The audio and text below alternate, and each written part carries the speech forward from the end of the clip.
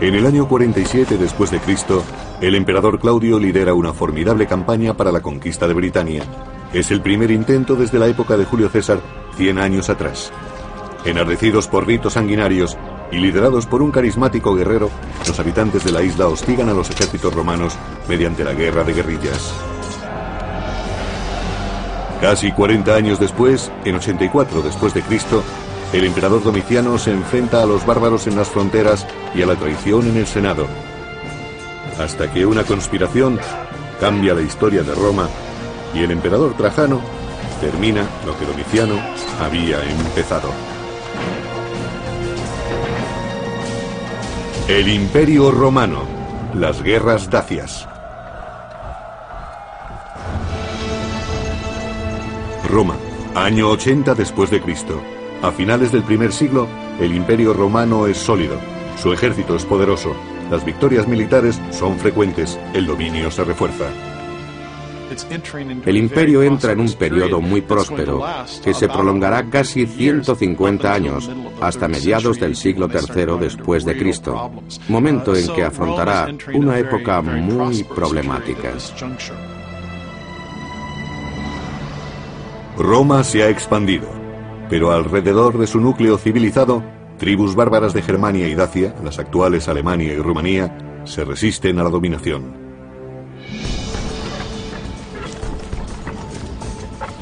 Los más problemáticos son los dacios. Su rey, Decébalo, se dedica a atentar a las tribus vecinas con esclavos y oro, a cambio de aliarse a él contra Roma.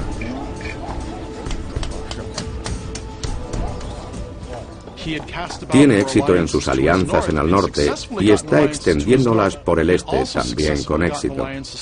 Se está convirtiendo en un líder notorio en la zona y a los romanos no les agrada ese tipo de notoriedad. El rey Decébalo consigue arruinar la estrategia romana de mantener divididas a las diferentes tribus bárbaras.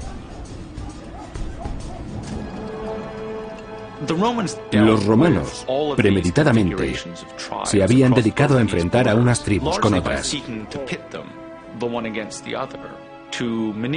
Trataban de evitar que pudieran unirse contra Roma y que ninguna de ellas llegara a ser lo suficientemente poderosa como para someter al resto y plantear una seria amenaza. Decébalo establece las alianzas tribales contra Roma justo en un momento de transición para el imperio. En Roma, Domiciano se dispone a tomar las riendas del imperio que hasta entonces llevaba su hermano, Tito, ahora postrado en el lecho de muerte. La situación cambia de forma imprevista y Roma no parece preparada. La rivalidad entre Tito y Domiciano era evidente. Tito muere enfermo de peste en el año 81 después de Cristo, aunque surgieron rumores sobre un posible envenenamiento. Tito, que goza del favor del pueblo, solo ha gobernado durante 2 años que se han hecho muy largos para Domiciano, como relata el cronista del siglo II, Suetonio. Domiciano no perdía ocasión de declarar que su hermano y él deberían de haber gobernado Roma juntos, pero a su padre nunca le pareció buena idea. Cuando Tito se vio asaltado por una grave enfermedad, Domiciano ordenó que no se le asistiera, incluso cuando exhalaba su último aliento.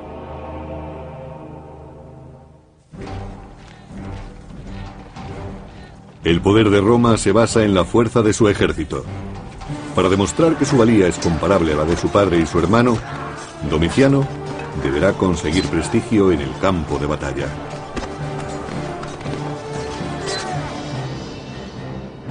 En el año 83 después de Cristo, se adentra en Germania a la cabeza de sus tropas. En las orillas del Rin y el Danubio, hará una demostración de poder. Pero Domiciano tiene otros enemigos aparte de los bárbaros. Para evitar problemas, coloca a un desconocido al frente del ejército, alguien que nunca supondrá una amenaza directa para su persona, Cornelio Fosco. El comandante en jefe de las tropas podría llegar a suponer la mayor amenaza para la persona del emperador, y conviene que pertenezca a un estrato social bajo. Esta maniobra estratégica era habitual entre los emperadores. Domiciano escoge un grupo de germanos sin apenas preparación ni armamento para enfrentarse en la batalla. Los emperadores solían emprender campañas militares para ganar prestigio, si consideraban que su posición no estaba afianzada. Suponemos que Domiciano, que no era muy querido por el pueblo, querría fortalecer sus lazos con el ejército, y la mejor manera de lograrlo era emprender una campaña exitosa frente a un enemigo débil. Los germanos son aplastados y Domiciano agasaja a sus legiones, subiendo su soldado un 25%. Después se autoproclamaría germánico, conquistador de los germanos.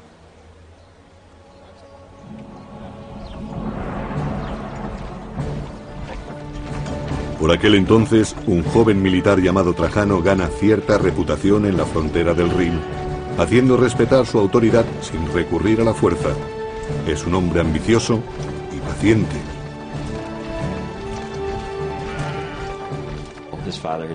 Su padre había servido eficientemente en varias campañas bajo el reinado de Vespasiano. Aunque en su abolengo había senadores y cónsules, Trajano no pertenece a la élite propiamente dicha del Senado romano. Se podría decir que proviene de un entorno humilde. Trajano sirve a Roma a la espera de una oportunidad para hacerse notar ante el nuevo emperador.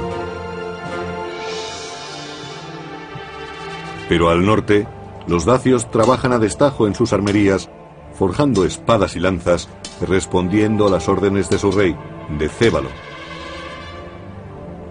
Este sabe que la guerra contra Roma se acerca y quiere que los suyos estén preparados. El historiador Casio Dio lo describe así. Gran conocedor de la guerra, Decébalo sabe cuándo atacar y cuándo retirarse. Es experto en emboscadas y escaramuzas. Sabe cómo alimentar la victoria, pero también sabe asumir la derrota. Aparte de los romanos, los dacios constituían probablemente la civilización más avanzada de la cuenca del Mediterráneo en aquel momento. No sorprende, por tanto, que supusieran una amenaza real.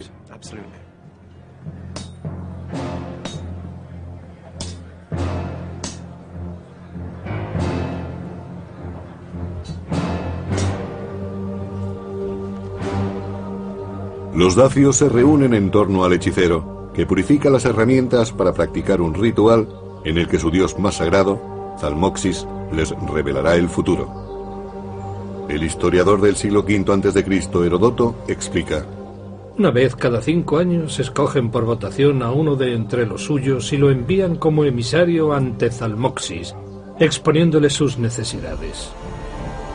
Si el mensajero muere en el ritual, creen que los dioses se mostrarán favorables.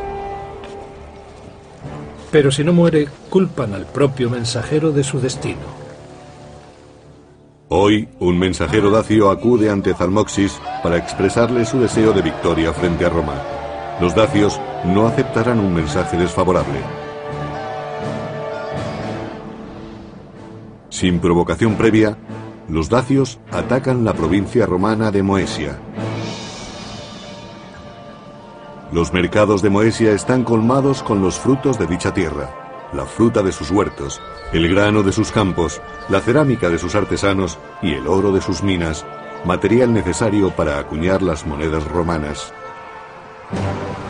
Aprovechando la escasa vigilancia en esa parte de la frontera, los dacios se adentran en la provincia tomándola por sorpresa. Siembran el caos y matan a cualquiera que intente detenerlos, incluso al propio gobernador de la provincia. No está claro por qué en el año 84 se adentraron en Moesia. Aquel territorio les había pertenecido anteriormente.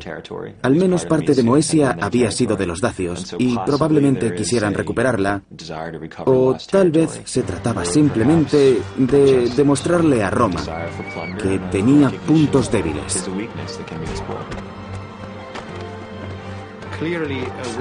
Llevar la guerra a la orilla opuesta del Danubio era una manera de prosperar para un guerrero, y Decébalo había ascendido al poder así. En otras palabras, la guerra contra Roma era el mejor modo de obtener poder político.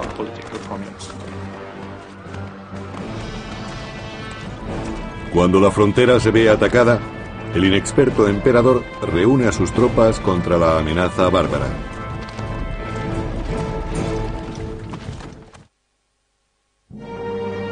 Año 84 después de Cristo. Con la muerte de su hermano Domiciano se ha convertido en emperador de Roma. Ahora debe retarse frente a un enemigo inesperado. Sin provocación previa, los dacios han atacado la provincia de Moesia matando a su gobernador. Los romanos envían a Cornelio Fosco con una legión.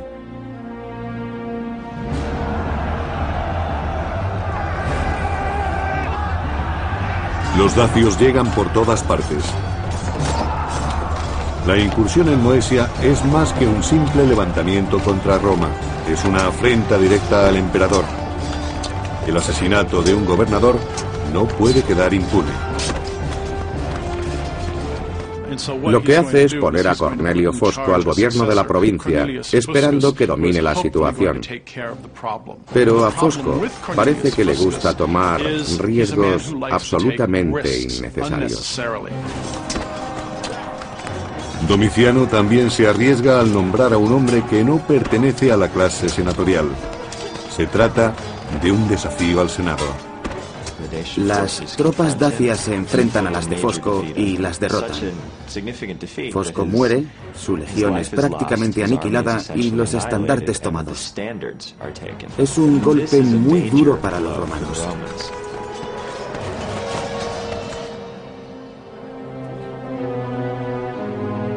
Roma paga la inexperiencia de Domiciano con la sangre de sus legionarios. La guerra alcanza a la propia capital. La aristocracia romana se ve obligada a financiar el costoso ejército de Domiciano. El emperador no se detiene ante nada a la hora de llenar sus arcas, según el cronista del siglo II, Suetonio. Arruinado económicamente por el coste de las obras y los espectáculos y por el incremento de las soldadas, Domiciano se dedica a robar sin pudor. Se ampara en cualquier argucia legal para apoderarse de las propiedades de vivos y muertos. De esta manera se convierte en causa de terror y odio ante los ojos de todos. Todos salvo el ejército, cuya lealtad ha comprado. Con un nuevo general en el lugar de Fosco, el emperador Domiciano despliega a sus soldados más allá de las fronteras, en Tapae, Dacia. El emperador debe derrotar a Decébalo y recuperar el honor perdido. Depende de sus tropas auxiliares, mercenarios extranjeros al servicio de Roma. Roma tiene que hacer algo. No se trata únicamente de haber perdido 2 gobernadores, es una cuestión de prestigio. No se pueden consentir este tipo de escaramuzas, aunque la muerte de 2 gobernadores sea algo más que una simple escaramuza. Hay que responder a Decébalo de alguna forma.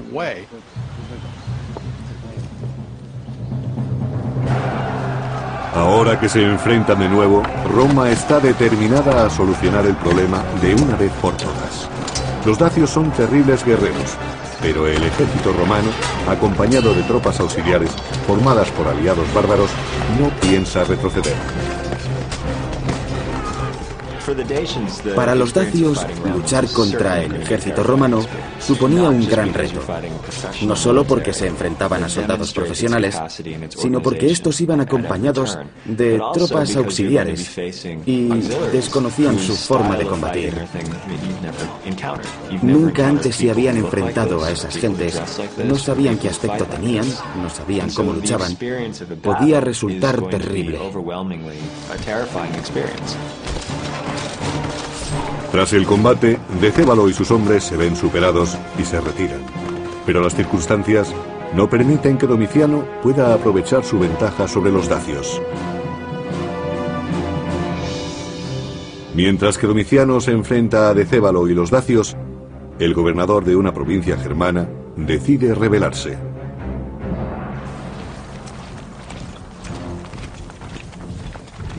Domiciano envía al joven y leal Trajano para restaurar el orden. La revuelta es aplastada y el cabecilla rebelde capturado. El problema interno al que se enfrentó Domiciano en el año 89 aparentemente estuvo motivado por la insatisfacción de uno de sus comandantes y sus legiones. El general Saturnino intentó proclamarse emperador aprovechando la coyuntura de las guerras dacias.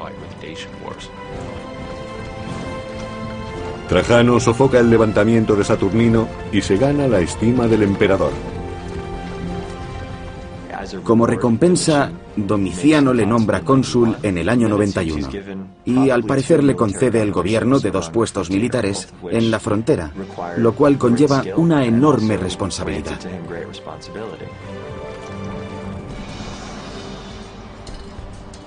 Para el rey dacio, Decébalo, los problemas políticos y militares del emperador Domiciano suponen una oportunidad única. Domiciano, un líder inexperto, se siente acuciado por el descontento creciente entre sus filas y por la resistencia de los dacios. Esperando apaciguar a sus enemigos, el inseguro Domiciano envía un mensajero a territorio dacio para proponer un tratado de paz al rey guerrero. Algunos lo consideran un gesto de debilidad. Siempre que un líder negocia con el enemigo algo distinto a su rendición incondicional, queda expuesto a las críticas internas, a ser acusado de cobardía. Es algo similar a las críticas emitidas en nuestros días contra George Bush por dejar que Saddam Hussein permaneciera en el poder tras la Primera Guerra del Golfo. En un extraño gesto, el mensajero de Domiciano devuelve el botín de guerra al enemigo derrotado, según cuenta Casio Dio. Domiciano hizo entrega de grandes cantidades de dinero a Decébalo, así como artesanos de todos los oficios, y prometió seguir entregando enormes sumas de dinero en el futuro. Domiciano dilapida la riqueza de Roma para ganarse el favor de un bárbaro. Propone un trato muy desfavorable, que incluso le obliga a pagar tributo a los dacios, lo cual le desacredita entre los ciudadanos romanos. Además, se compromete a enviar personal cualificado de distintos ramos, lo que acabará favoreciendo la insurgencia dacia. En el año 89, el emperador Domiciano emprende otra acción grotesca: enfrentarse a 2 pueblos bárbaros más allá del Danubio, con el fin de exhibir su poder.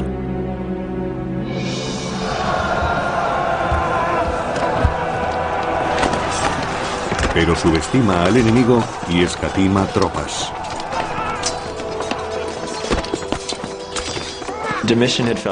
Domiciano consideraba que estas tribus no le habían mostrado su apoyo en la campaña dacia y ordena un ataque punitivo contra 2 tribus, augurando una operación rápida y fácil.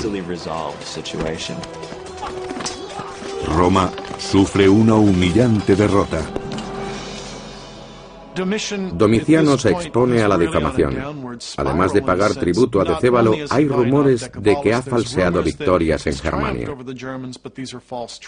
Se dice que ha disfrazado a hombres de Germano para hacerlos pasar por prisioneros de guerra. Domiciano está en un callejón sin salida. Pero no todos los enemigos de Domiciano están en la frontera.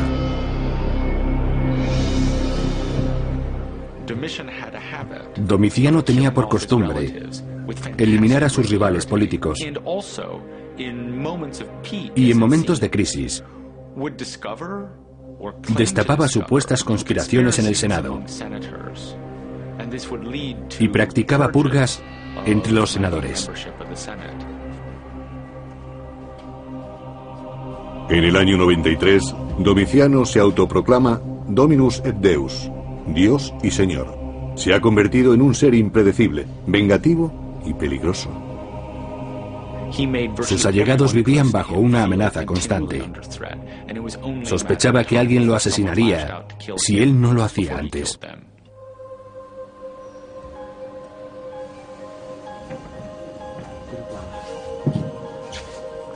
Mientras Domiciano siga vivo, nadie de su entorno se sentirá seguro. Su mujer, Domicia, y su ayuda de cámara, Estéfano, entre otros allegados, deciden actuar. Suetonio, cronista. Los conspiradores deliberaban sobre cómo eliminar a Domiciano, si en el baño o durante la cena. Estéfano, ayuda de cámara de Domicia, se ofreció voluntario. Para evitar sospechas, vendó el brazo izquierdo varios días antes fingiendo una lesión y dentro escondió una daga. Fue asesinado el 18 de septiembre del año 96 después de Cristo. Por entonces era odiado por su mujer Domicia, por varios cortesanos, y no gozaba de alta estima en el Senado. A esas alturas nadie quiere a Domiciano. Probablemente existiera una conspiración orquestada desde la corte y el Senado. El plan está en marcha.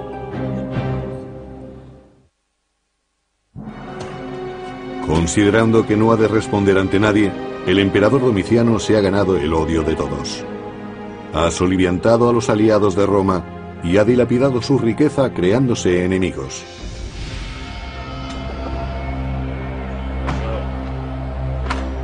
Un sirviente en el que confía, Estéfano, se reúne con el emperador aprovechando sus temores.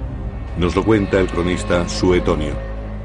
Estéfano pide audiencia al emperador pretendiendo revelar una conspiración contra él.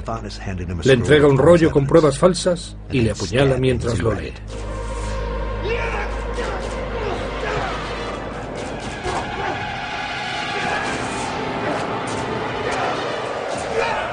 Los guardias escuchan el alboroto y corren hacia los aposentos. Ya es demasiado tarde, aunque atrapan a Estéfano. Domiciano solo tiene 45 años cuando es asesinado. Su mandato ha durado 15 años. El asesinato de Domiciano es la culminación de un plan urdido, al menos al principio, en su propia casa. Es asesinado en sus estancias privadas. Parece un caso de fácil resolución, pero hay razones para pensar que hubo más partes interesadas.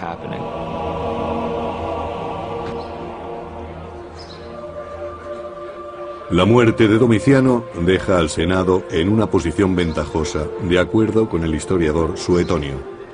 La gente acogió la muerte de Domiciano con indiferencia. Solo los soldados se entristecieron e intentaron que se le recordara como Domiciano el dios. Los senadores estaban tan entusiasmados que les faltó tiempo para insultar al emperador muerto, derribando sus estatuas, borrando su nombre de las estelas y destrozando sus representaciones. El Senado no pierde el tiempo y nombra a otro emperador. Inmediatamente después del asesinato de Domiciano, el Senado designa a uno de sus miembros como su sucesor, un hombre llamado Nerva, anciano, sin hijos y sin méritos militares.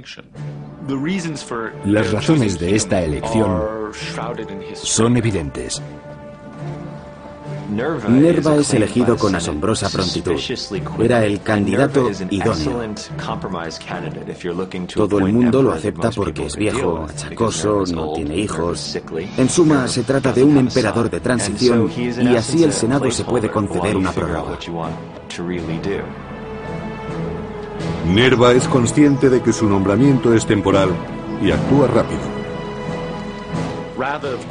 Antes de verse forzado a abdicar o incluso a ser asesinado por su falta de autoridad, pone junto a sí a un hombre que le complemente, alguien con las cualidades que a él le faltan, y le conceda el respeto del ejército. En tan solo un año, Nerva adopta al general Trajano como heredero y le nombra coemperador. La historia no ha desvelado todavía si Trajano formó parte de la conspiración contra Domiciano. Es poco probable que Trajano estuviera relacionado, pero seguramente tuviera conocimiento de ello, lo que tampoco significa que lo aprobara. Quizá lo supiera, pero aceptara que se trataba de una circunstancia que no podía cambiar y la asumía como tal.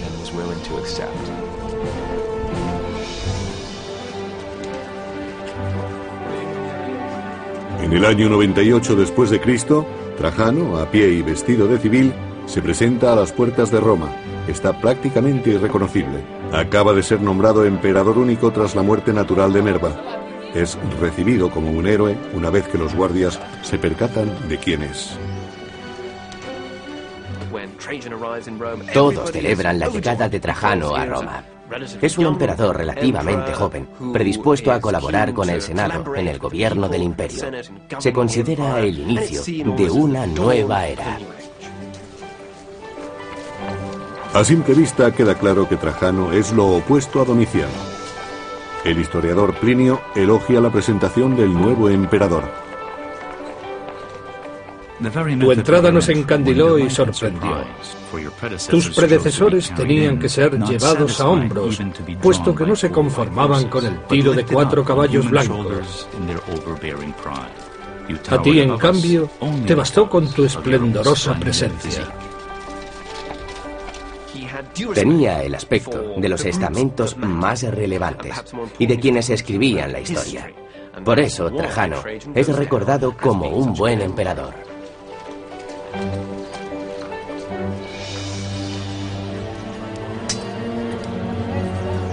Trajano hereda una Roma humillada y un costoso tratado de paz con los dacios. Gracias a Domiciano, dichos bárbaros reciben arsenales romanos, desertores de las legiones y cada año una gran parte de la riqueza de Roma. Trajano no piensa tolerarlo.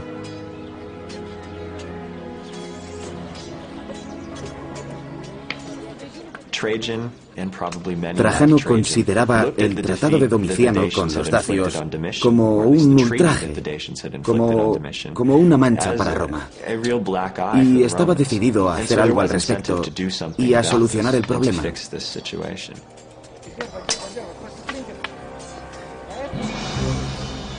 Trajano no permanece mucho tiempo en Roma. Con 9 de sus legiones y tropas auxiliares parte hacia el Danubio con la intención de terminar una empresa inacabada.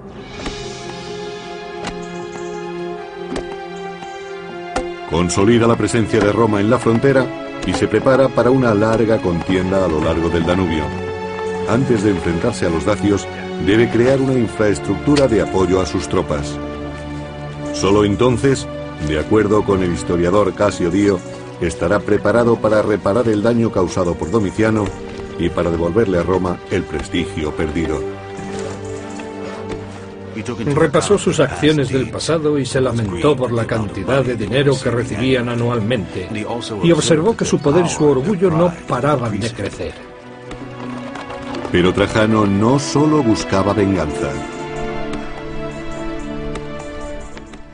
Varios motivos llevaron a Trajano en busca de Decébalo: la venganza y el honor patrio, quizá también la necesidad de todo nuevo emperador por ganar prestigio y autoridad para afianzar su posición.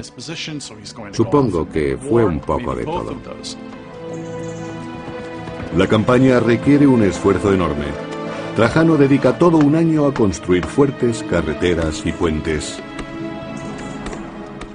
Era una zona de difícil acceso para los romanos, y había que realizar muchas obras de ingeniería, simplemente para cruzar el Danubio, de orillas muy accidentadas. En el año 101 después de Cristo, Trajano está preparado. El prestigio militar de Trajano le precede, y Decébalo pretende que no saque partido de ello.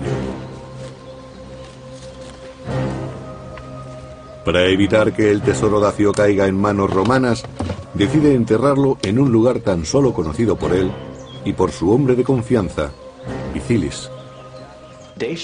Dacia era una región bastante rica, por tanto muy tentadora para Roma. Los recursos naturales de la zona hacían que la campaña, si no resultaba provechosa, al menos pudiera mantenerse por sí sola.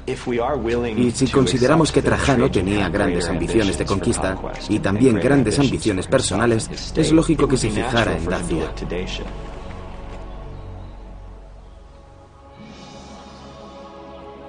En el año 101 después de Cristo, los dacios saben que la paz está a punto de romperse.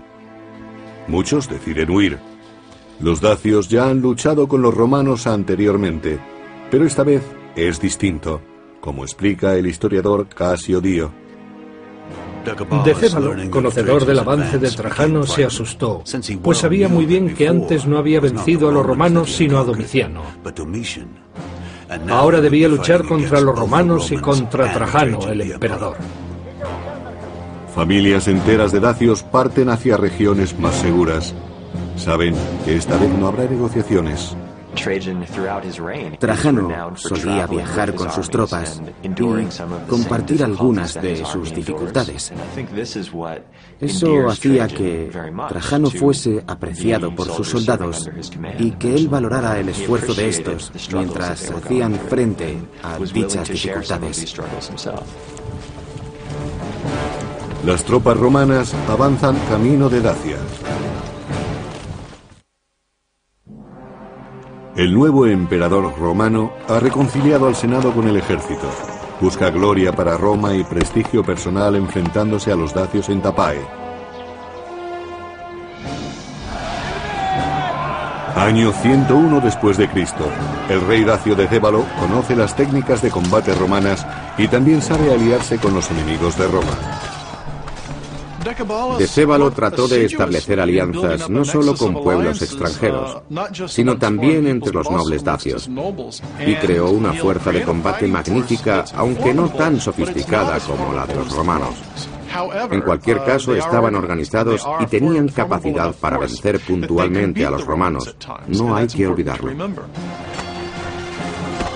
Pero no es suficiente y Decébalo lo sabe.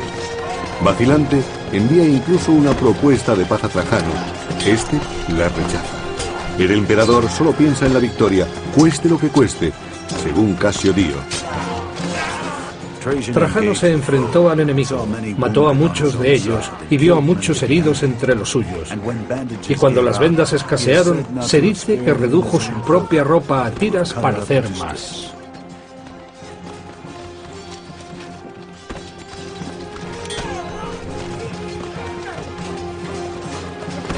Un guerrero dacio siempre preferirá morir a ser capturado. Tratan a los prisioneros con extrema crueldad. Son entregados a las mujeres dacias para ser humillados, torturados y finalmente asesinados.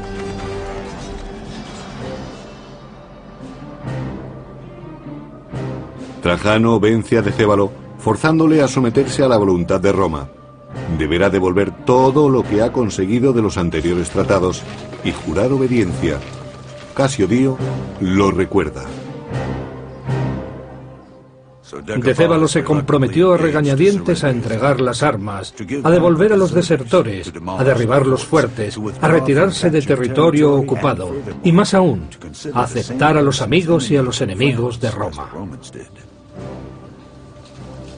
Tras su victoria, Trajano ha convertido un fiero adversario en aliado y puede volver a Roma con orgullo.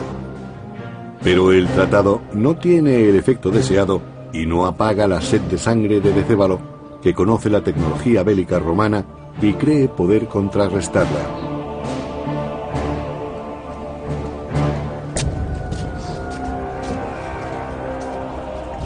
Los dacios no se resignan.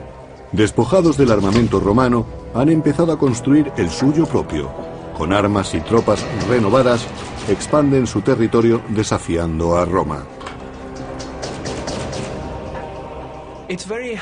No está muy claro por qué Decébalo decidió romper el tratado.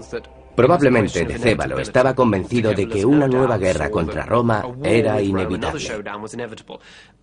La región no era suficientemente grande para los dos, y por tanto dedujo que debía atacar primero.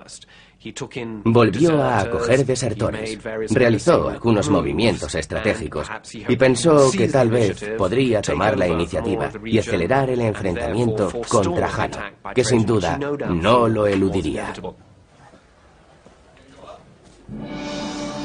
Decébalo reconstruye su maquinaria de guerra en Dacia y Trajano parte en su busca desde la península itálica. Mientras que Decébalo confía en la fuerza, Trajano opta por la diplomacia. Tienta a los Quadi, a los Marcomanni y a otros pueblos afines a los dacios, pero atraídos por las riquezas romanas. Al tenerlos como aliados, Trajano merma el poder militar de Decébalo. Si los dacios quieren guerra, deberán luchar solos. Trajano respondió a las provocaciones de Decébalo entablando conversaciones con casi todos los pueblos que habitaban las regiones cercanas a Dacia. Decébalo está desesperado y sus aliados empiezan a vacilar. Quieren abandonarle y se acercan poco a poco a los romanos. Decébalo sabe que la situación es crítica. Año 106 después de Cristo. Trajano conduce directamente sus tropas hasta el centro político del reino de Dacia, Sarmizegetusa, en la actual Rumanía.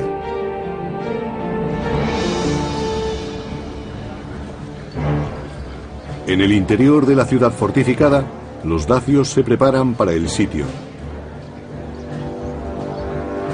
Ponen todas sus esperanzas en las gruesas murallas, pero si los romanos llegan a hacer brecha, reaccionarán.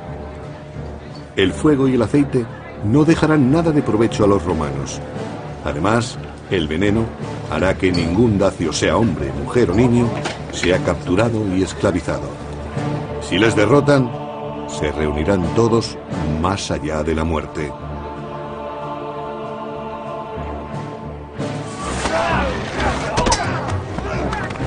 En el camino hacia la capital dacia, Trajano acomete numerosos enfrentamientos.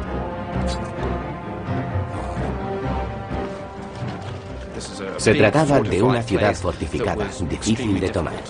Y los romanos habían evolucionado muy lentamente de plaza en plaza. Y claro está, sufriendo gran cantidad de bajas. Fue una lucha terrible. Una puerta impenetrable se opone a la voluntad de Trajano. Año 106 después de Cristo. Durante más de 2 décadas, los hostiles dacios han atormentado a Roma. Ahora vuelven a romper su tratado. El emperador moviliza a las tropas para tomar su plaza fuerte.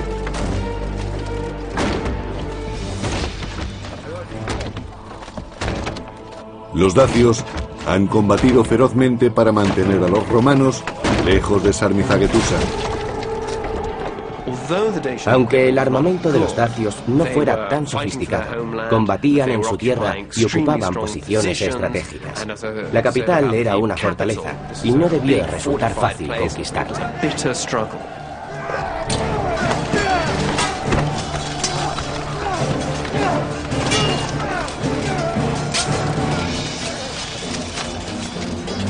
Parte de las tropas romanas logra traspasar la muralla, pero los dacios prefieren la muerte a la derrota. Se han envenenado y han incendiado la ciudad. Decébalo, rodeado por soldados romanos, no se dejará coger con vida. Su ayudante, Vicilis, en cambio, suplica por su vida y es capturado. Pero el mejor premio para los soldados de Trajano es la cabeza de Decébalo. Más tarde la mostrarán en su victorioso desfile por las calles de Roma. Era el primer éxito militar de un emperador desde los días de Augusto y Julio César. Le situaba, por tanto, en un lugar privilegiado.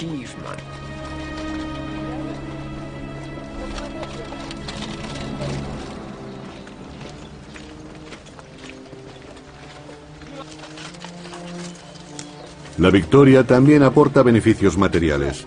Vicilis conduce a los soldados romanos hasta el tesoro del rey. La suma de oro que Trajano recibió o tomó durante la conquista de Dacia fue enorme. Había sido escondida por los dacios en el lecho de un río. Estas riquezas, junto con las extraídas de minas de Dacia, llenaron las arcas de Roma. Según las crónicas, Roma recuperó 225 toneladas de oro, 500 toneladas de plata y 50.000 esclavos. El oro y la plata del botín tomado a los dacios se empleó para financiar una formidable campaña de obras públicas, a un nivel nunca antes visto en Roma.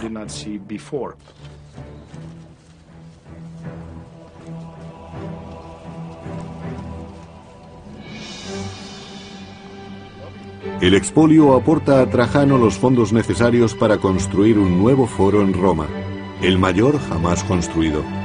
Aunque solo se ha conservado hasta hoy la columna central, debió ser majestuoso. Esta impresionante pieza llamada Columna de Trajano ofrece una representación gráfica de las guerras dacias que devolvieron a Roma su gloria. La columna de Trajano mide 30 metros de altura y muestra 155 escenas de la guerra contra los dacios. Por supuesto, no se trata de una recopilación pormenorizada, son las escenas más representativas. Podemos ver representados a distintos pueblos bárbaros, pero lo más significativo es el triunfal avance de los romanos y sus dos grandes victorias bélicas. La columna es un monumento propagandístico. Primero, es una gran obra de ingeniería y, por otra parte, es un símbolo del poder militar que Trajano devolvió a Roma. El inmenso botín de guerra y el triunfo en la batalla alimentarán las ansias de poder de Trajano. Su época está marcada por las conquistas y una década después de las guerras dacias emprende una ambiciosa campaña en Partia, en lo que hoy es Irak.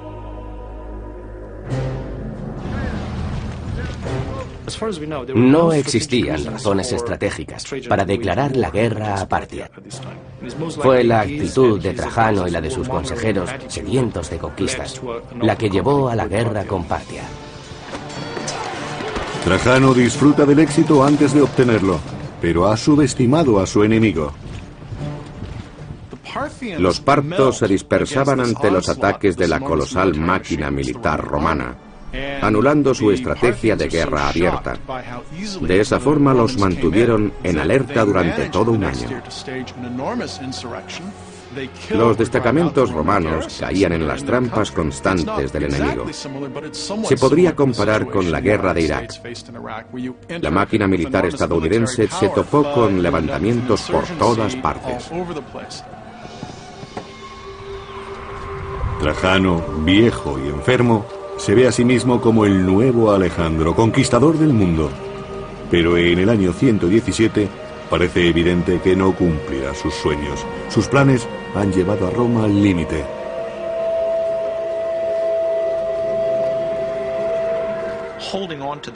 Ocupar territorios tan hostiles es muy difícil. Y Trajano se da cuenta, mientras lucha en el norte, el centro y el sur a la vez, de que ha sobreexplotado sus recursos. Ya anciano, Trajano se retira, abandonando su campaña y volviendo a Roma, pero muere antes de llegar. La situación en la que Trajano se encuentra antes de abandonar su campaña es similar a la de Estados Unidos y sus aliados hoy en día, en la misma zona del mundo, con las mismas defensas porosas, las mismas fronteras naturales y el mismo deseo de acelerar un proceso que debía haberse planteado con más previsión, con un plan para ganar la guerra, pero sin planes para organizar el territorio una vez acabados los combates. Trajano es considerado como uno de los grandes emperadores romanos, pero no puede colmar sus ambiciones. El gran fracaso de la política de Trajano se descubre justo después de su muerte, cuando Adriano se retira de la mayor parte del territorio conquistado por su predecesor. Incluso la provincia de Dacia, que tanto costó conquistar, acaba perdiéndose. Los imperios son moldeados por sus líderes. La historia juzga a Trajano como buen emperador y, en cambio, infama a Domiciano. Pero ambos apelaron a las necesidades del imperio para satisfacer sus ansias personales. No serían los últimos emperadores en seguir tan peligroso camino, un camino que llevaría a la caída del imperio.